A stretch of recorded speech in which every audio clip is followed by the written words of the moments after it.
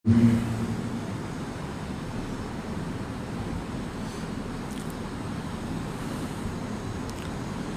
अल्लाह के नाम से जो बड़ा मेहरबान और निहायत रहम करने वाला है।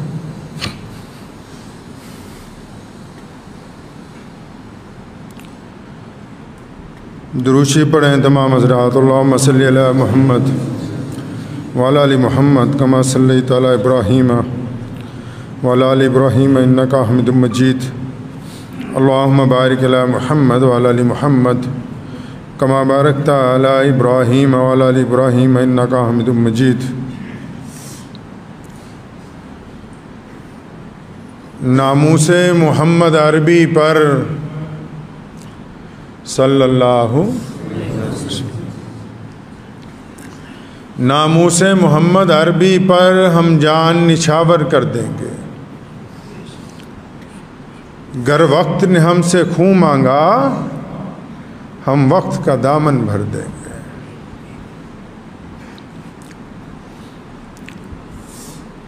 अल्लाह के प्यारे नबी हज़रत मोहम्मद रसूलुल्लाह सल्लल्लाहु ताला अलैहि वसल्लम के सदका तुफ़ैल हम लोग मुसलमान हैं और इस्लाम में हर दौर में लोगों ने इश्क़ रसूल सल्लल्लाहु अलैहि वसल्लम में कुर्बानियाँ दी।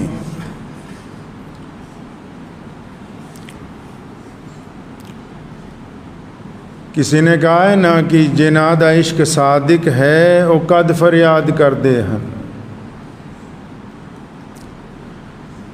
जिनादा इश्क सादिक है वो कद फरियाद कर दे हन। लबां ते मोहरे खामोशी है दिलां च याद कर दे।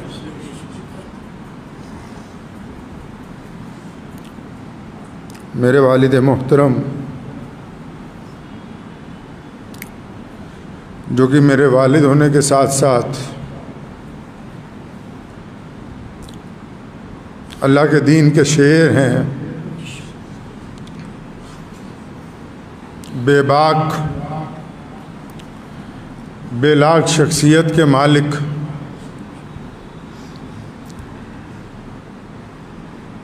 और इश्क़ रसूल और इस्लाम में पूरी ताकत के साथ चलने के साथ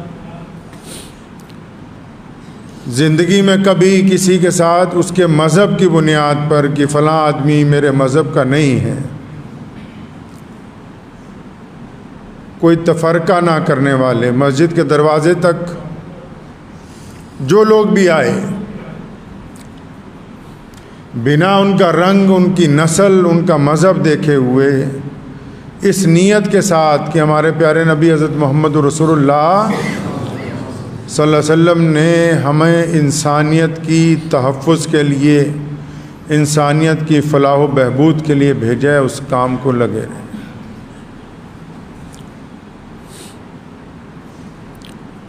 दुनिया में इंसान बहुत होते हैं, आते हैं चले जाते हैं, लेकिन कुछ लोग ज़िंदगी ऐसे गुजारते हैं कि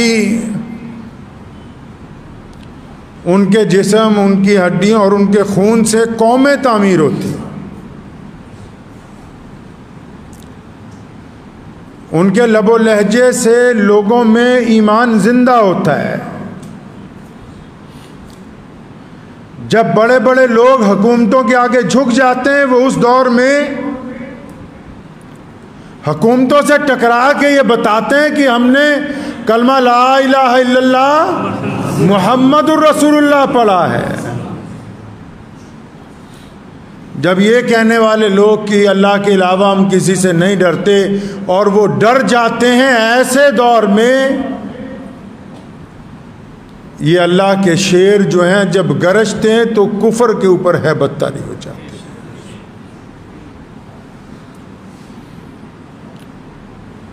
बहुत तकरीरें की ज़िंदगी में मैंने, लेकिन अपने बाप जैसी एक भी नहीं की।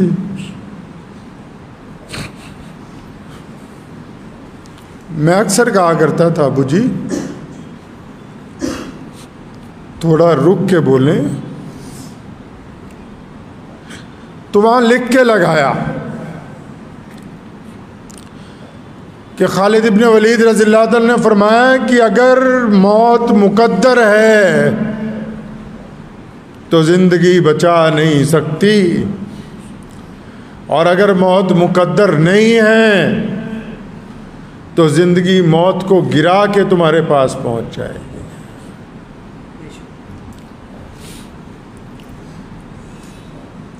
पिछले चंद सालों में जब अच्छे अच्छे लोग खामोश हो गए, बड़े बड़े चैनलों ने उनके खिलाफ खबरें चलाई कि देखो पंजाब का शाही इमाम,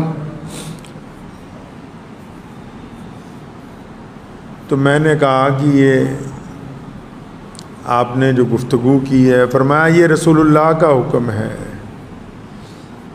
कि सच बोलो, हक के ऊपर कायम रहो। गरीब की मदद के लिए अगर अमीर की नाराजगी लेनी हो तो लो, मजलूम की मदद के लिए अगर किसी चौधरी के साथ टकराना हो तो टकराओ।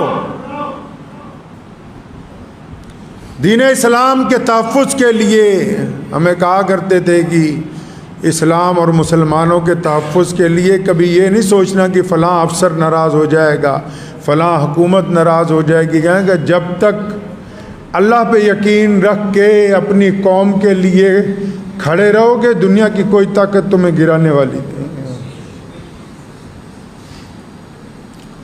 रात हम लोग साथ थे जब उनका इंतकाल हुआ, बहुत देर कलमा शरीफ का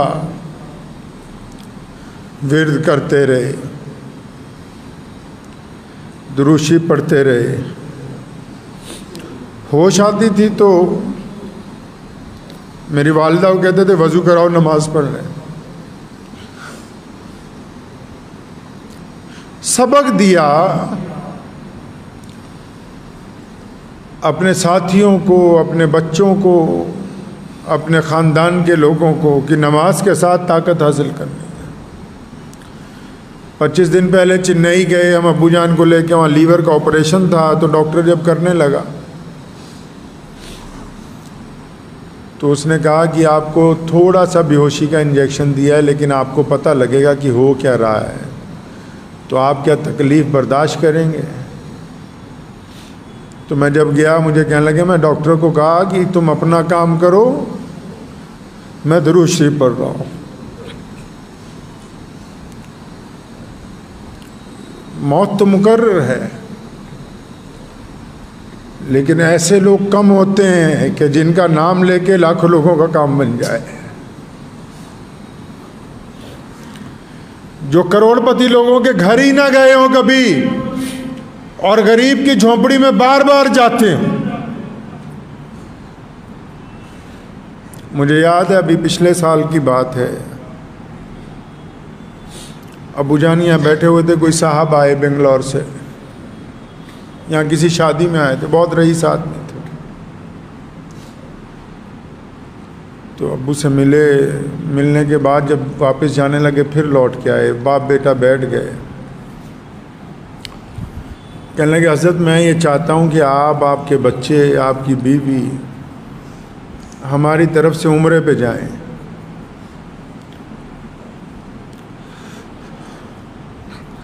तो उन्होंने कहा कि हम रकम सारी खर्च करेंगे, चाहे 10 लाख रुपया खर्च हो। खुश हुए 1 मिनट के लिए, फिर उनके कंधे पे हाथ रखा, फरमाया भाई इन पैसों से जाके किसी गांव में मस्जिद बना दो, हम उम्रा फिर करेंगे जब हमारे पास खुद के पैसे होंगे। ये तमीज़ सिखाई हमें। बड़े बड़े आप लोगों को देखो हर साल उम्रे पे जाते हैं, मैं किसी की बुराई नहीं कर रहा, बहुत सारे ऐसे लोग जाते हैं जिनके पास कुछ नहीं है। फरमाते थे तब जाऊंगा जब हमारे पास खुद कुछ होगा, लेकिन मेरे रसूलुल्लाह ने मेरी ड्यूटी यहाँ लगाई है कि मेरी उम्मत को तकलीफ़ ना हो, तो मैं ये ड्यूटी पहले निभाऊंगा। तारीख़ इस्लाम के सबसे बड़े मुजाहिद सुल्तान सलाहुद्दीन अय्यूबी का जब इंतकाल हुआ, हज बैतुल्लाह के लिए पैसे नहीं थे। बड़ी इज्जत और शोहरत इसमें नहीं है कि कितनी दफ़ा उस हज और उम्रा कर लिया। बड़ी इज्जत और शोहरत इसमें है कि अल्लाह की रज़ा के लिए रिज़्क़ हलाल का ध्यान रखा, हराम पैसे से सफ़र करने का इरादा नहीं।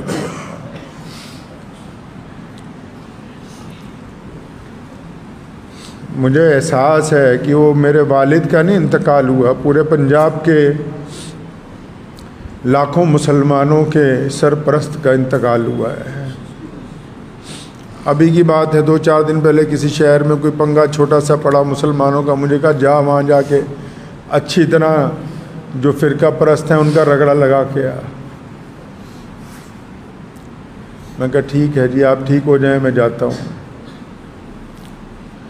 और ईमान अल्लाह ने ऐसा अता फरमाया। 2-4 बातें आपको इसलिए बता रहा हूँ कि सारी ज़िंदगी जिस आदमी ने आपकी खिदमत की है, अभी 2 महीने कबल यहाँ अपनी जगह पे बैठे हो, मुझे बुलाया इत्मीनान के साथ, पंजाबी किया, फरमाया अल्लाह के नबी सल्लल्लाहु अलैहि वसल्लम ने कोई सुनेहा भेजना है, कोई पैगाम भेजना है रसूलुल्लाह को। तो मेरी आंखों में आंसू आए। फरमाया मैं जा रहा हूँ और मरने के बाद रसूलुल्लाह की ज़ियारत होनी है, कोई पैगाम भेजना है तो बताओ, मैं जाके कह दूंगा जो ज़रूरत है तुम्हारी।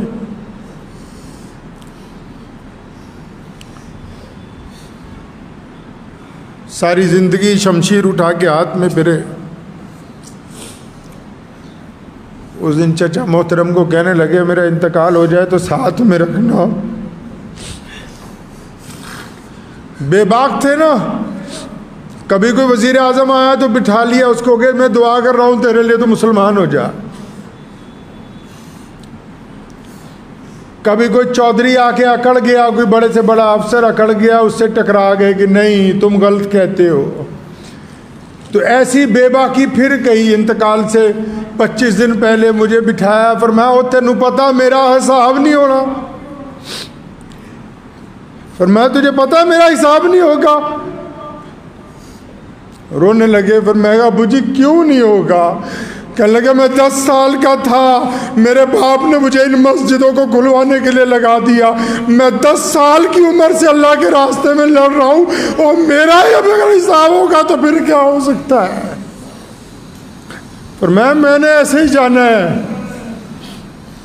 मुझे लगा कि मेरा बाप सिर्फ हुकूमत में बड़े बड़े लोगों से नहीं टकराता, इसको अपने अल्लाह और उसके रसूल से मोहब्बत इतनी है ये उन फरिश्तों को भी खातिर में नहीं लाता जो रास्ते में आने के मुंतज़िर हैं अभी।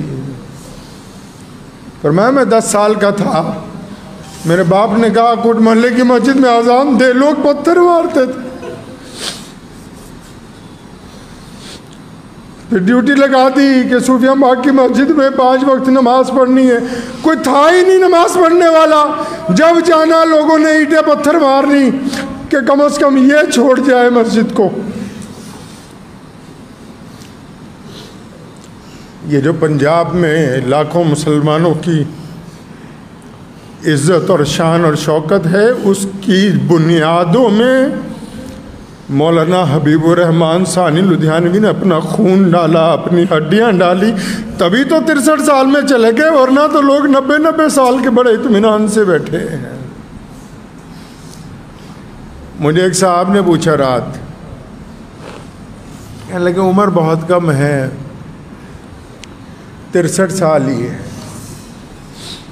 तो मैं कहा तू नहीं समझोगे, ये इश्क की बात है,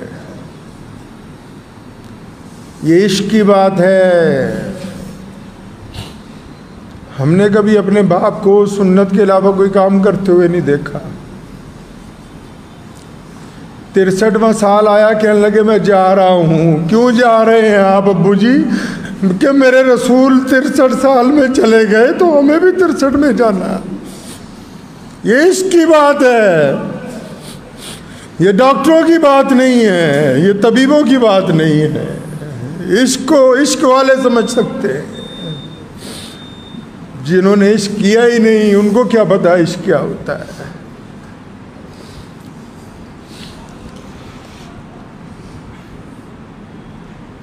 अपने वालिद मोहतरम के इंतकाल के फ़ौरन बाद 30 साल की उम्र में ही जिम्मेदारी मिल गई। लोग देखते थे, लोग समझते थे बहुत लंबी उम्र के हैं, लेकिन इस तरह इस खुश उसलूबी के साथ ज़िंदगी गुजारी कि हमें भी सिखाया। लाखों लोग आते हैं, हज़ारों लोग पैसे ले लेके कि हज़रत इतने पैसे ले लो, फला अफसर को बस एक फ़ोन करना है, काम हो जाएगा। फरमाया हराम का पैसा मैं अपनी औलाद के हलक से नीचे नहीं उतारूं। दौलत का क्या है, दौलत कभी भी कमाई जा सकती है, इज़्ज़त नहीं कमा सकते। और इज़्ज़त भी कौन सी, जो अल्लाह और उसके रसूल सल्लल्लाहु अलैहि वसल्लम वाली, जिसने लाखों लोगों के दिलों में जज्बा पैदा किया, पूरे मुल्क में घूम गए, अकेला पंजाब ने कोई सूबा नहीं छोड़ा जहाँ नहीं गए, तलवार उठाई चल पड़े। ये किस लिए जा रहे हैं? फरमाया मैं चाहता हूँ ये कम से कम इनका ज़मीर ज़िंदा रहे, ज़मीर ना मुर्दा।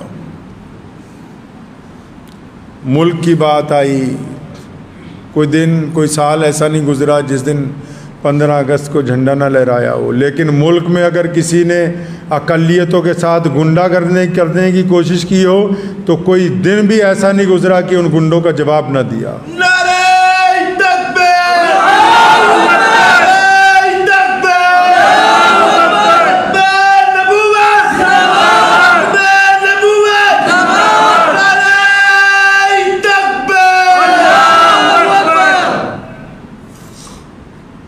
तहरीक ख़त्म नबूवत मेरे परदादा के दादा ने शुरू की। वालिद मोहतरम का दौर आया, इतनी तेज़ चलाई कि दुश्मन कहने लगा कि मौका मिल जाए तो सबसे पहले इन्हें ख़त्म किया जाए, ताकि इस बंदे ने हमारी सारी तहरीक तबाह कर दी। और इतना कुछ करने के बाद हम लोग एक मुद्दत तक असीरी की ज़िंदगी गुजारते रहे जेल में। मस्जिदें बनवाई, वहाँ सहरी अफ्तारी के प्रोग्राम चलाए, कई 100 मस्जिदें खाली करवाईं, कई 100 नई बनवाई। मुझे कहा करते थे बेटा हमारा काम पौधा लगाना है, मस्जिद बनाओ, गांव वालों को दो, बस आ जाओ, कभी ये नहीं पूछने जाना सदर कौन है, सेक्रेटरी कौन है, हमारा काम पौधा लगाना है। बेइंतहा बच्चों को कि तुम पढ़ लो, उन पे रकम खर्च की। मांगने वाले बार बार आते हैं, अब भी आते हैं, अल्लाह उनको आता रखे। कई लोग झूठ बोल के आते हैं, फरमाया जो भी आ रहा है, चाहे झूठ बोल के आ रहा है, सच बोल के आ रहा है। करीब में बैठे हुए किसी साथी ने कह देना कि हज़रत झूठ बोल रहा है, फरमाया चाहे झूठ बोल रहा है, सच बोल रहा है, जो रसूलुल्लाह की मस्जिद तक आ गया हमारी जिम्मेदारी है कि खाली ना जाए वो। हम कौन होते हैं दूसरे का हिसाब लेने वाले कि वो सच बोल रहा है कि झूठ बोल रहा है। मैं पूरा मुल्क घूमा हूँ ख़त्म नबूवत की तहरीक में, पूरा पंजाब घूमा हूँ। जाता था तो मुस्तकीम भाई बैठे हुए हम लोग, हमें पता था भी पीछे हमारे एक बहुत बड़ी ताकत मौजूद है, जहाँ मर्जी उठे चल पड़े, बस जिससे दिल चाह टकरा गए। खुदा की कसम ऐसे ऐसे गुंडों को सरनगू किया कि लोग अंदाज़ा नहीं लगा सकते, बस इसीलिए कि पीछे हमारा बाप बैठा हुआ है।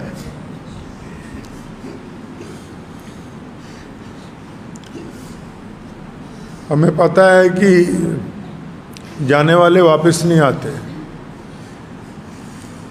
प्यारे रसूल सल्लल्लाहु अलैहि वसल्लम ने हमें बताया है कि अल्लाह की मर्ज़ी,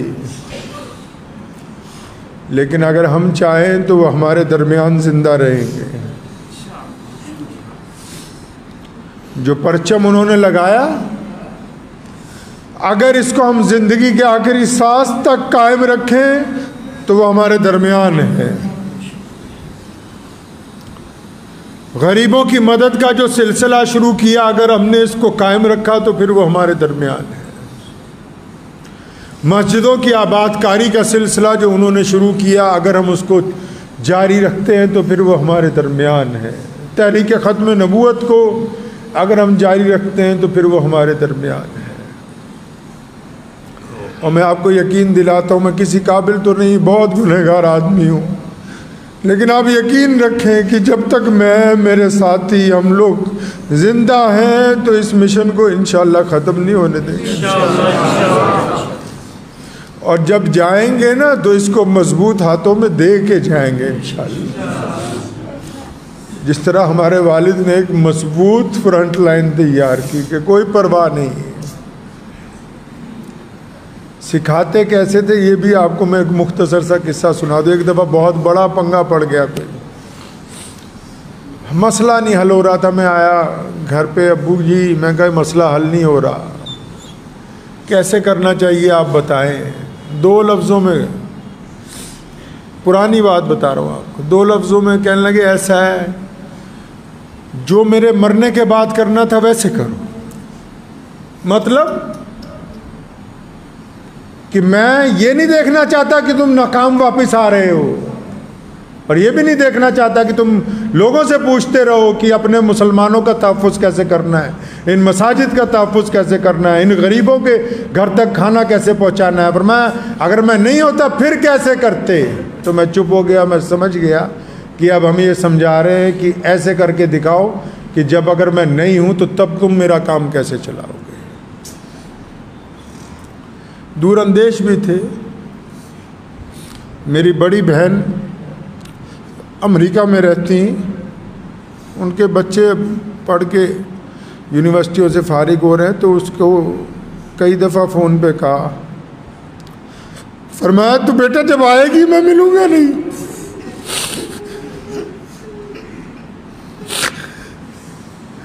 तो ये इस साल भी फिर, तो अभी जब ज़्यादा बीमार हुए तो उनका फ़ोन रोज़ आता है मेरी हमशीरा का। तो मैंने कहा बाजी आप जल्दी आए, आपसे अब्बू मिलना चाहते हैं।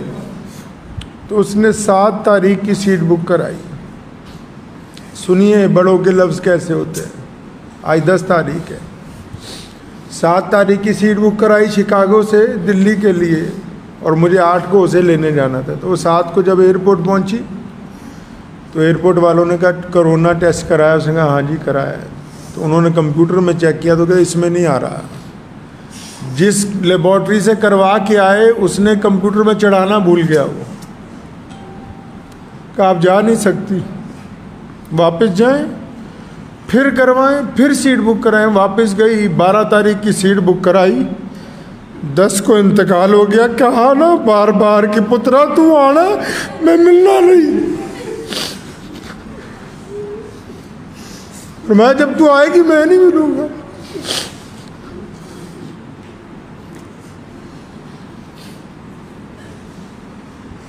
अक्सर हमें समझाते रहते थे कि जब कोई मांगने वाला आ जाए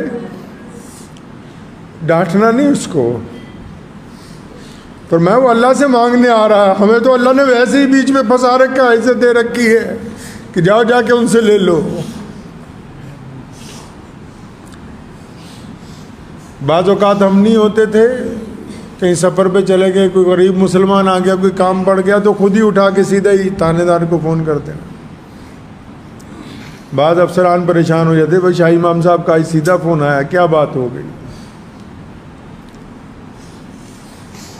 कितने गैर मुस्लिम दोस्तों को फ़ोन करके उनकी खैरियत पूछनी। खाना खाने बैठते थे, खुद बाद में खिलाते, अपने मातहत जो साथ में बाहर जाते सिक्योरिटी वाले की पहले उनको खिलाओ। कुछ बेहतरीन पके तो जितने गैर मुस्लिम जानने वाले कि भाई उनके घर भिजवा दो पहले। उन लोगों के लिए दुआएं करते रहे जो उनके लिए बद्दुआएं करते रहे। बड़ी ख्वाहिश थी मुझे, कहने यार मैं हज करना है। तो सिर्फ उम्रे पे एक दफ़ा जा सके। हुआ वो यूं कि इंग्लैंड जा रहे थे तो मुझे कहने लगे उम्रा करना है। मैं हम दिल्ली गया तो पता लगा उम्रे का वीज़ा नहीं मिलता हज के दिनों में। अम्बेसी वालों से मैं मिला, वो कहते वीज़ा नहीं मिलेगा। तो मेरे दादा मोहतरम शाह सऊद अव्वल के दोस्त थे जो सऊदी अरब का बादशाह है, जो अब जो बादशाह है उसके दादा दोस्त थे। यार तुम हमें इजाज़त ही नहीं देते हो, उन दिनों में जब आम लोग नहीं जा सकते, तो मेरा एजेंट कहता था नहीं मिलेगा, तो शाम को वीज़ा लग के आ गया और रात को बैतुल्लाह में पहुंच गए अल्लाह के फजल करम से, ताकि ये सीधे रास्ते पे कायम रहे। ये उनकी बातें आपको इसलिए सुना रहा हूँ कि आज जिस मुकाम पे हम बैठे हैं ना, जिस जाहो जलाल और इज़्ज़त के साथ पूरे मुसलमान पंजाब के खड़े होते हैं, तो अगर हम उनका सबक भूल जाएंगे तो सब कुछ हाथ से छूट जाएगा। एक बात समझाई, मैं आपको भी बताता हूँ। फरमाया किसी मुसलमान की बुराई नहीं करनी। हम बड़े बड़े वज़ीरों से मिलते हैं, कितने गैर और मुखालिफ भी होंगे और सियासतदान भी मुसलमान होंगे, वो अपने भाई की बुराई नहीं करना किसी के पास जाके। कमिश्नर को ये नहीं कहना कि फ़लाँ मुसलमान से हमारी नहीं बनती, और मैं अपने भाई को कमज़ोर करोगे, पहले उसको गिरा दिया जाएगा, फिर तुम्हारी बारी आ जाएगी। मिल के अपने घर के अगर शेर को मारोगे तो गली के कुत्ते तुम्हारी बोटियां नोच लेंगे। इत्तेफाक का सबक पढ़ाया, इत्तेहाद का सबक पढ़ाया। जिस दिन लॉकडाउन लगा पहला, तो मुझे कहा कि एक तो ये सड़क हमारी घर की, एक जहाँ हमारा घर है हबीब रोड पे, वो हमारी घर की। कहने यार जितने लोग रहते हैं ना उनको जाके कहो, हालांकि सब मालदार हैं, कि कोई ज़रूरत हो कहीं आना हो जाना हो तो हमारे पास तो गाड़ियाँ हैं बेहतरीन, तो हमारे पास तो अल्लाह ने साथ में हिफाजती अमला दिया हुआ है, तो इनको कहीं जाना हो इस पे पास लगे हुए हैं, जिसको ज़रूरत हो लेके जाए। तो मुझे सामने मंदिर है, कहा पंडित जी के पास जाओ, वो हमारे पड़ोसी हैं। मैं उनके पास गया, फिर मैं कहा शाह इमाम साहब कहते हैं आप हमारे पड़ोसी हैं, कोई बात हो, हालांकि उनको ज़रूरत नहीं थी, कोई बात हो, कोई ज़रूरत हो, कहीं आना हो जाना हो, हमें खिदमत का मौका दें। तीसरे दिन कहने लगे यार सारा शहर राशन बांट रहा है, सारा शहर राशन बांट रहा है, सिर्फ गरीबों को बांट रहा है। मैं कहा फिर आपा किना नू बनना है? पर मैं गरीबों को नहीं बांटना, जो सफ़ेद कपड़े में मिडिल क्लास फैमिली है ना, जो जाके मांग ही नहीं सकती। मैं कहा फिर क्या करें? क्या अखबार में ऐलान निकाला हो कि जामा मस्जिद से बिना फ़ोटो खींचे हुए राशन दिया जाएगा। सोच सकता है आम आदमी इस बात को? ऐलान किया कि जामा मस्जिद से बिना फ़ोटो खींचे हुए राशन देंगे और नंबर डलवाए उसमें। आप पूछ लें यहाँ जितने लोग हैं, रोज़ाना हज़ारों फ़ोन आते थे, 4 लड़के बिठाए लिस्ट बनाते, सारी दिन राशन पैक होता, रात को 9 बजे बांटना शुरू होता। और क्या कहा बांटने वालों को कि खबरदार जिसके यहाँ देने जा रहे हो उसकी बेइज्जती ना हो जाए, पड़ोसी को ना पता लग जाए कि इसने हमसे मदद ली है, उसकी तस्वीर ना खिंच जाए कि मेरे रसूल ने कहा कि इंसानों की इज्जत करनी है, हम इज्जत बांटने आए, बेइज्जती करने नहीं आए। और फिर सिर्फ मुसलमान ही नहीं, हर मज़हब के लोगों ने राब्ता किया 3 महीने तक, और 3 महीने तक लगे ही रहे सुबह शाम। ये दर्स किसने दिया है? ये इश्क की बातें हैं। उनको रसूलुल्लाह सल्लल्लाहु अलैहि वसल्लम से इश्क की इंतहा थी, इश्क की इंतहा थी। तो मैं आपको बस आज के दिन यही कहना चाहता हूँ कि हम जैसे कैसे हैं, टूटे फूटे हैं, आपकी खिदमत में हाजिर। आप जब बुलाएंगे, हमने आपसे वोट नहीं मांगनी कभी, ना पहले मांगी, ना मंत्री बनना है, ना हुकूमत में कोई ओहदा चाहिए। बहुत सारे लोग हमारे साथ रहते हैं, उनको पता है कि बार बार ठुकराए हैं पैर से अपने कि नहीं चाहिए। बस दुआ कीजिए कि अल्लाह ताला दीन की इस खिदमत को हमारी नस्लों में बाकी रखे, और अल्लाह ताला उस वक्त तक हमें कायम रखे जब तक इसको अगली नस्ल में मुंतकिल ना कर दे, और अपने वालिद मोहतरम के मिशन को कायम और दायम रखें। और मैं भी आपको यकीन दिलाता हूँ कि इंशाअल्लाह कुछ हो जाए मिल्लत इस्लामिया के लिए, गरीबों के लिए, मुस्तहिक लोगों के लिए,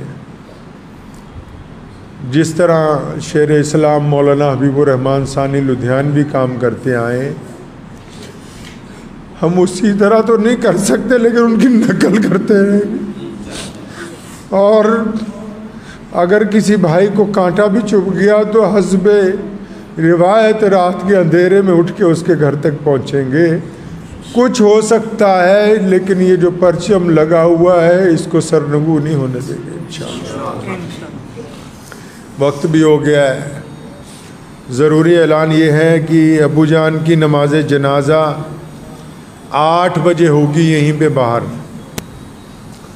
8 बजे इसलिए रखी है कि जुमे का दिन था, तमाम मस्जिदों में जुमा होना था। पहले इरादा था ज़ोहर में करेंगे, तो तमाम हज़रात 8 बजे इंशाअल्लाह ताला आ जाए और तदफीन यहीं पे उनके वालिद मोहतरम के साथ मस्जिद के अहाते में होगी। उनको खिराज अकीदत तो यही है बस। मेरे दादा मोहतरम का 24 रमज़ान को इंतकाल हुआ, तो इंतकाल से पहले अबू को बुलाया, ज़ुबान बंद हो गई थी, हाथ से इशारा किया, फरमाया नारे लगवाएं जाके। हमारे बाप ने कानपुर गए, हलीम इंटर कॉलेज में मायावती मुख्यमंत्री थी, बुला लिया उसने कि तकरीर करेंगे। हज़रत मौलवी होगा कोई अच्छी तकरीर कर देगा। तकरीर करते करते काशी राम को दावत इस्लाम दी और फिर अल्लाह अकबर के नारे लगवाए। तो मैं समझता हूँ कि उनको अच्छी खिराज अकीदत रसूलुल्लाह की ये सुन्नत है। कहा करते थे कि मिसवाक रखना भी सुन्नत है, नारा लगाना भी सुन्नत है। मेरे साथ मिल के 3 नारे लगा ले और दुआ करें अल्लाह उनकी मग़फ़िरत फरमा दे, जो कताइयाँ गलतियाँ हुई अल्लाह माफ़ फरमा दे। 5 बजे हमारे घर से जनाजा यहाँ पर आएगा, हबीब रोड पे, जो ब्राउन रोड नई वाली मस्जिद है उससे थोड़ा सा और आगे जाएंगे तो वहाँ पे हबीब रोड है, वहाँ पे घर से जनाजा 5 बजे उठाया जाएगा। 5 बजे वहाँ से जनाजा यहाँ पे आ जाएगा और फिर यहाँ 5 बजे से लेके 7 बजे तक जो लोग ज़ियारत करना चाहेंगे, देखना चाहेंगे, वो देख सकते हैं। और उसके बाद 8 बजे नमाज जनाजा इंशाअल्लाह पढ़ा के यहीं पे तदफीन होगी। ये जो प्रोग्राम मैंने आपको बताया है व्हाट्सएप और फेसबुक के ज़रिए बाकी साथियों को भी बता दें, ताकि जिनको ना पता हो, मुगालते में हो, उनको पता लग जाए। मेरे साथ मिल के बस 3 नारे लगा लीजिए इंशाअल्लाह ताला। आज इरादा नहीं था, हिम्मत नहीं थी। पहले मुस्तकीम भाई को मैंने कहा 1:15 बजे 15 मिनट के लिए बोलूँगा। फिर हमारे मोहम्मद अली भाई आए हुए हैं किराना से, तो उन्होंने मुझे आके इसरार किया कि नहीं आ जाओ। तो मुझे अपने अब्बा की बात याद आई। फरमाया जब हादसा हो जाए, परेशानी हो जाए, मेरी दादी का इंतकाल हुआ, मेरे दादा का इंतकाल हुआ, जमात का जब टाइम हुआ, सारे काम छोड़ के आके नमाज में फरमाया यही वक्त है, यही वक्त है। अभी पहचाना जाता है मोमिन के जब ज़रा सी मुसीबत आई उस वक्त नमाज भूल गया, तो यही वक्त है। तो पहले मैंने लड़कों के नारे की बरकत से अल्लाह उनकी मग़फ़िरत फरमा दे। नारे तकबीर, बात नहीं, नारे तकबीर,